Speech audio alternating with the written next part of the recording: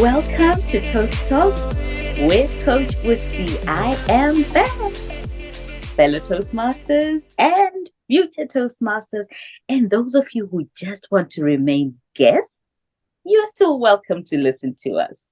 As you know, I am CoachBusi, and today I have another fellow Toastmaster joining us from a couple of miles down, a couple of kilometers down in Zambia. I go ahead of myself. Allow me to let her introduce herself the Toastmaster way. Hello, Toastmaster Shungu, Madam IPP for Global Women Extraordinaire 2024. Greetings. Greetings, Toastmaster Busi. It's always a pleasure to have a chat with you. Greetings, everyone. My name is Shungu Rudo Takayindisa, as highlighted before. I am the immediate past president of Global Women Extraordinaire. I say the name with pride because this club has been President's Distinguished since inception. And I am proud to have maintained that legacy. Yes, ma'am. It's a little bit unfair to have this global women shout outs all the time. But hey, what can we do? If you're good, you're good, right? Exactly. We can't help it. This is one way we market our club, Global Women Extraordinaire. It's the place to be, I tell you. All right. All right.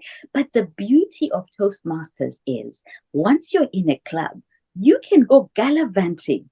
You can visit any club, anywhere, all for $60. Isn't that amazing? It's entirely up to you when it comes to Toastmasters.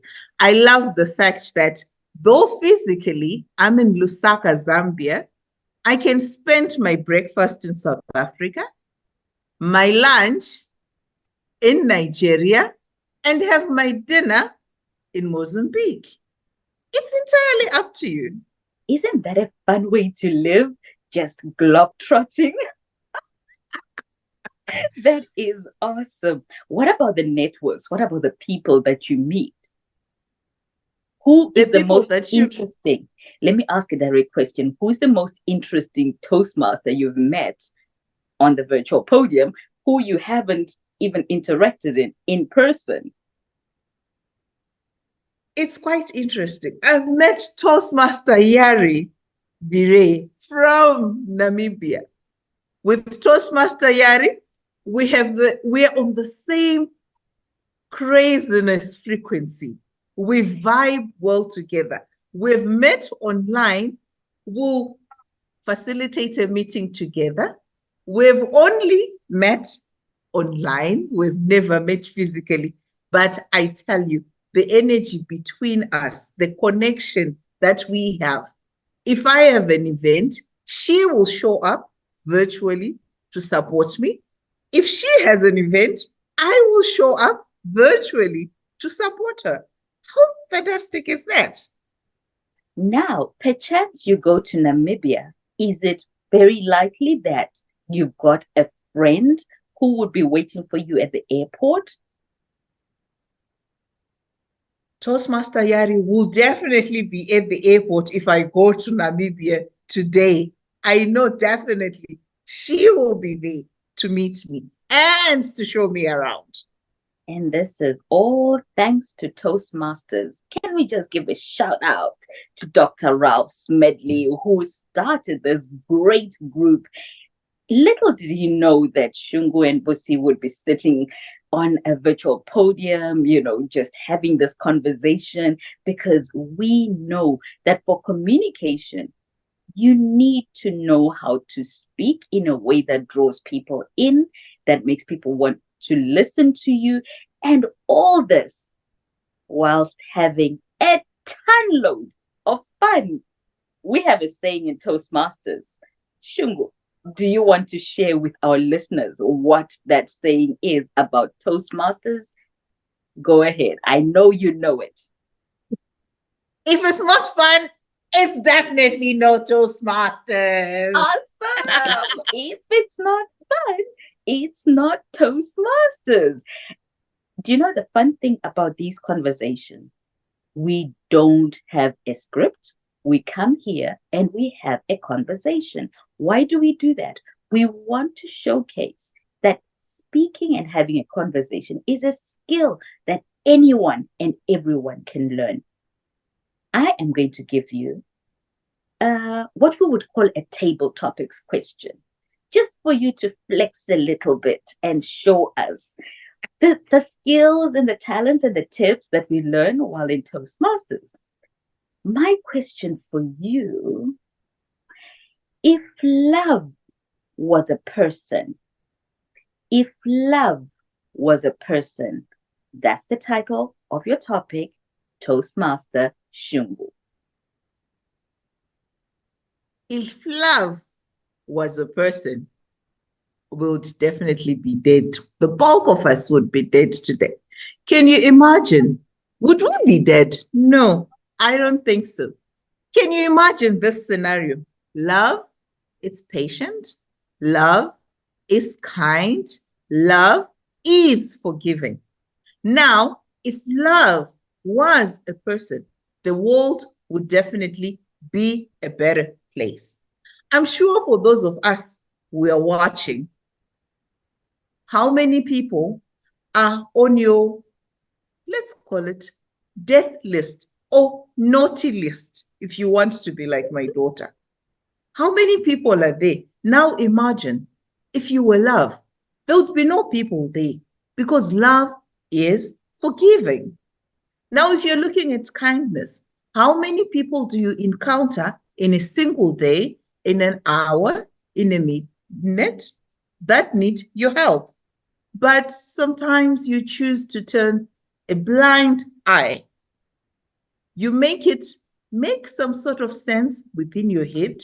You give yourself a reason why you should not help that person. But if love was a person, trust me, there would be no beggar on the street. Why? Because love loves. Love loves. If you love somebody, you're going to share the little that you have. So there'd be no one on the street. We've got billionaires, trillionaires. If they could just share a little bit of what they have with that person on the street, there'd be no one on the street. So if love was indeed a person, the world would be a better place to live in. Thank you so much. Back to you, Toastmaster Busi. A Toastmaster will always be able to come up with a story, will come up with a speech that will entertain. As you can tell, she was thinking on her feet and she came up with an answer. Dear listeners, oh no, I'm not talking to readers. I know a certain series that starts with Dear Reader. Strangely enough, I have not been following it, but my daughter does, so I know about Dear Reader.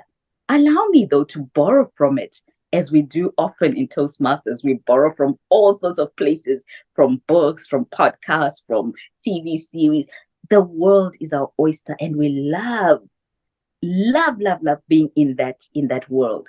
So, dear listener, if I gave you the topic off the cuff and you're on camera, if love was a person, what would you have said? How would you have handled it? If you are sweating in places you shouldn't be sweating, and if you are dry in places that should be wet because you've been put in the situation, hello, Toastmasters can help you. Come on over.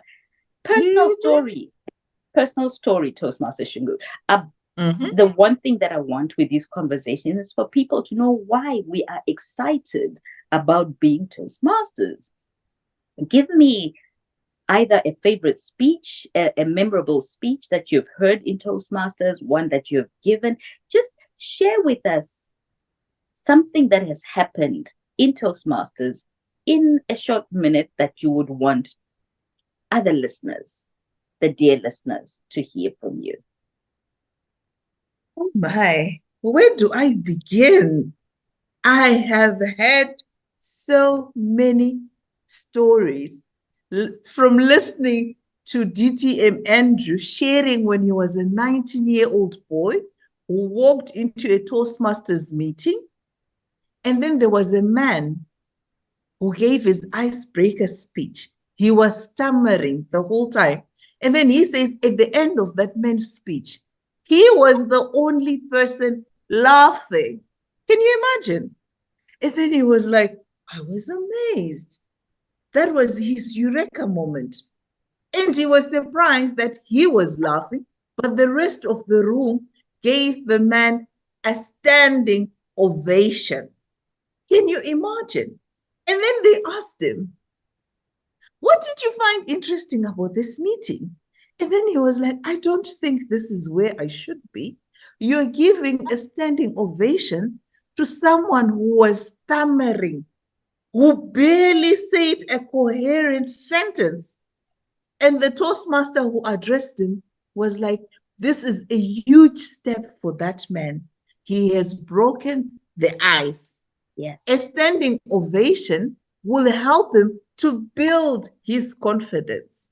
Here, what we do, we give you feedback and we create a safe environment for you to grow and to learn. I've had DTM Andrew say this speech more than once, but each time I am amazed. I sit in awe to say, if only I had also started this journey when I was 19 years old. I wonder where I would be today. I'm just 3 years old within Toastmasters. I can see the improvement because for me, I'm one person who loves the sound of one's voice.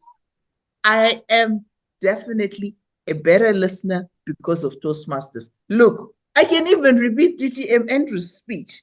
Way back, I wouldn't be able to do that. Right. You would ask me, so what have you heard?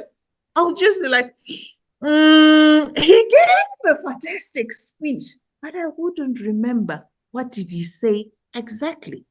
But because of Toastmasters, now I can pay attention to the necessary detail when somebody speaks. I love that story. I love that story. I have heard it as well. And every time I hear it, just like you, I'm absolutely captivated. This is one thing that I'm also finding with these talks, the different ways people have come to Toastmasters. I'm going to ask you, how did you get to be a Toastmaster? What was your entrance journey? Is there a person? Is there a website? Just share with me in a quick minute how you came to be a Toastmaster. Mine is a funny story. I found myself in Lusaka after following my husband. I was bored. My husband is an executive. I was a housewife. I could not find a job. So you can imagine the pressure that comes with being an executive's wife. Yes. Was he going to take me for those work dinners during COVID? You know, after COVID, that time it was during COVID, I had nobody else to speak to except for my then 4-year-old daughter. So for me to remain relevant, I needed to continue being an eloquent speaker so that when my husband takes me to his work dinner, I'm not talking about the price of diapers only. At least I would be able to converse. Toastmasters provided me with a platform to stay in touch with the world without going crazy during the pandemic. So you can imagine it was good for me. That's how I found myself in Toastmasters. I saw an advert on my friend Helen's status. I was like, Helen, I think I would love to join this platform. I'm going crazy in my house. I'm in Lusaka and COVID is around us.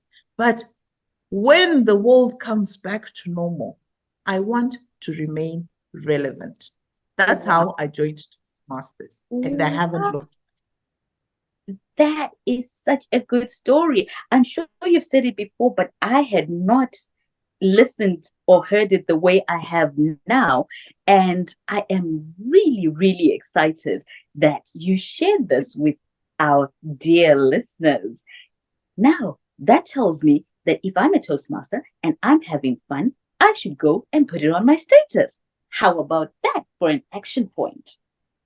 Yeah, I like definitely. that. I like that. But you also solidify one of my key quotes that I love. I've heard it say that people do business with people that they know, people they trust, and people that they like. So clearly, you must know Helen, you must like Helen, and you trusted that if she was saying, come on over, it was a good place to go. So big kudos and thank you, Toastmaster Helen, for putting on your status, because now we have not just a member, but someone who's been a president, currently now an IPP, and an IPP is an immediate past president. I love the language and terminology in Toastmasters. Don't you? It is formal, it is good, it gives you a sense of it is well in the world. There isn't so much craziness, even though we're having fun. Of course. Toastmaster Shungu, in 1 minute, please go ahead and speak to someone who is sitting on the fence and tell them, encourage them why they should seriously consider and then join Toastmasters. Over to you, Toastmaster Shungu. Thank you, Toastmaster Busi. So you're sitting on the fence. You don't know where to go forward or to move backwards. Let me tell you one thing. Toastmasters, not only do you gain your confidence, the network that you get in Toastmasters is just amazing. I read a book that's called The World is Flat. At that point, I did not understand the title of that book. But today I will tell you, though scientists will say the world is round, it is indeed flat. How can you penetrate that market that you've been wondering, the market that you've been wanting to sell your product in? How are you going to meet those connections? Do you know the etiquette of a certain business? If you don't, come to Toastmasters. In Toastmasters, you find people from all the trades that you can think of. And by being a member of one club, it gives you access to all the Toastmasters clubs in the world. So you can meet people in Australia, you can meet people in Canada, you can meet people in Ghana, you can meet people in South Africa. Any country, you name it, Toastmasters is there. The beauty of it, your progress is entirely up to you. Yes. It's self-paced.